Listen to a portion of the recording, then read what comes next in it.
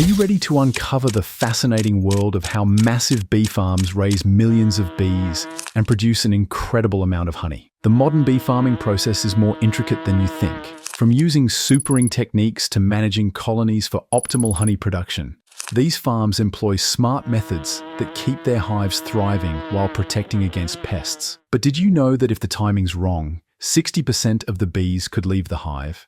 Stay with us as we break down the fascinating step-by-step process from hive management to packaging. But before we dive in, make sure to subscribe to the channel and hit the bell icon to stay updated. You won't want to miss how today's beekeepers strike the perfect balance. The largest bee farms use advanced queen rearing techniques to maximize honey production. By selecting larvae from top colonies with high honey yields and disease resistance, these farms produce strong queens using royal jelly. But how do they manage to consistently maintain thriving colonies and huge honey production?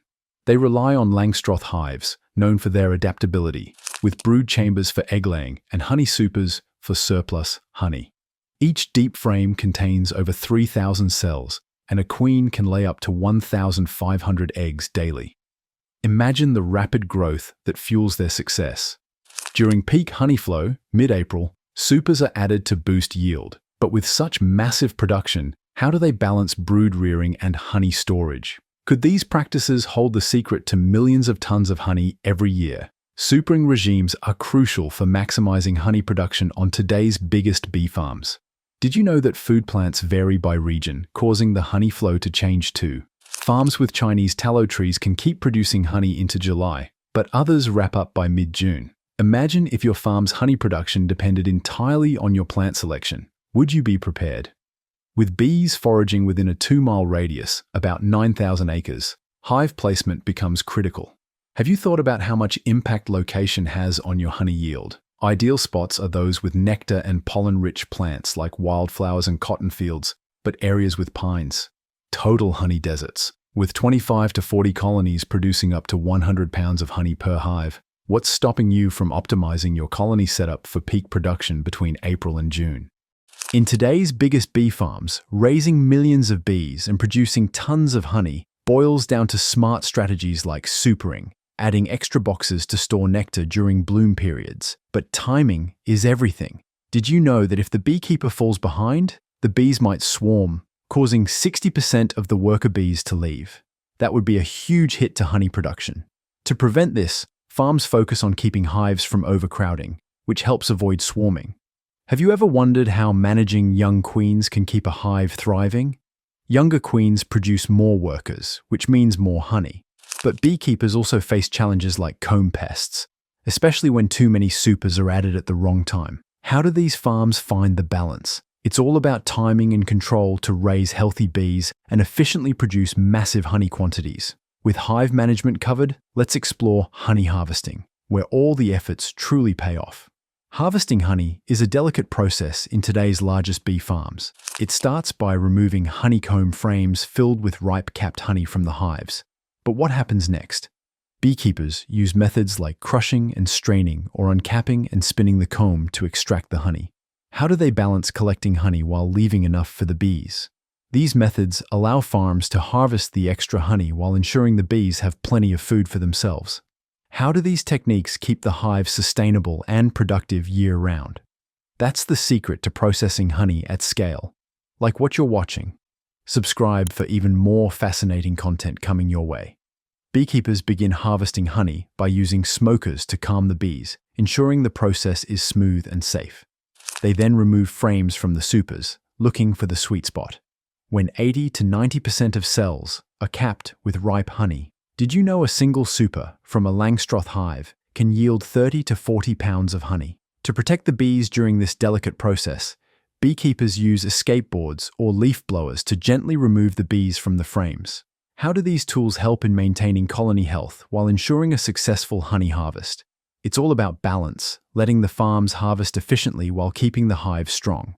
Uncapping is the process of removing the wax seal from honey-filled cells, making it easier to extract the honey while preserving the comb. Beekeepers use tools like uncapping knives or advanced automated machines to get the job done efficiently. For instance, an electric knife heated to 95 degrees Fahrenheit, 35 degrees Celsius, can swiftly slice off cappings, speeding up the process. In larger operations, machines with swinging blades can process 30 frames per minute. Imagine how quickly these bee farms can move through hundreds of frames. Why is it important to keep the comb intact?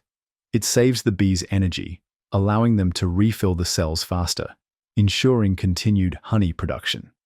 Extracting the honey means removing it from the uncapped combs, and most beekeepers use extractors that spin the frames to release honey with centrifugal force.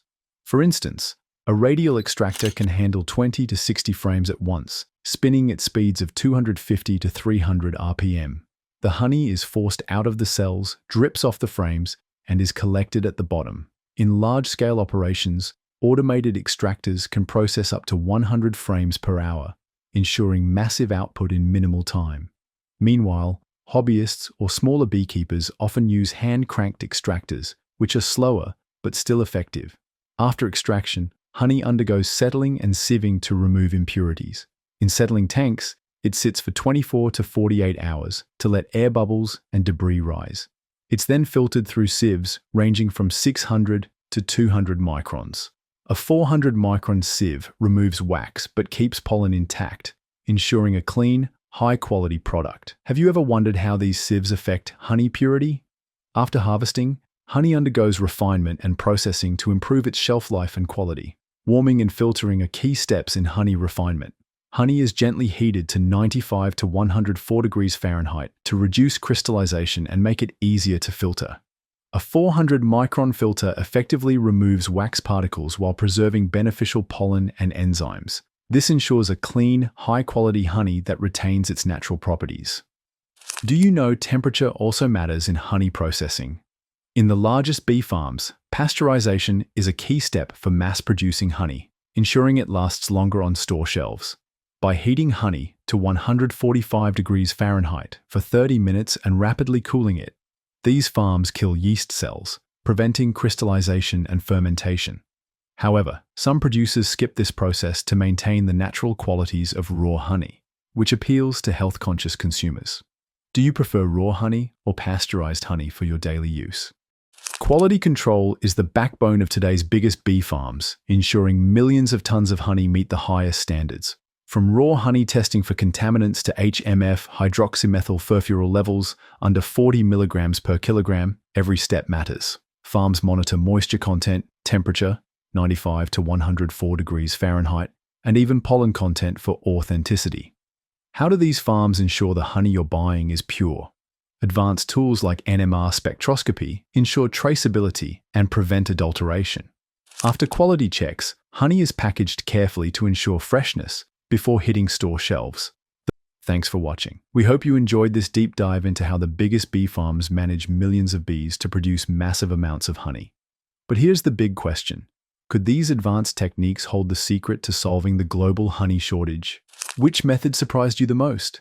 Let us know in the comments. Make sure to subscribe and hit the bell icon so you never miss out on our latest updates.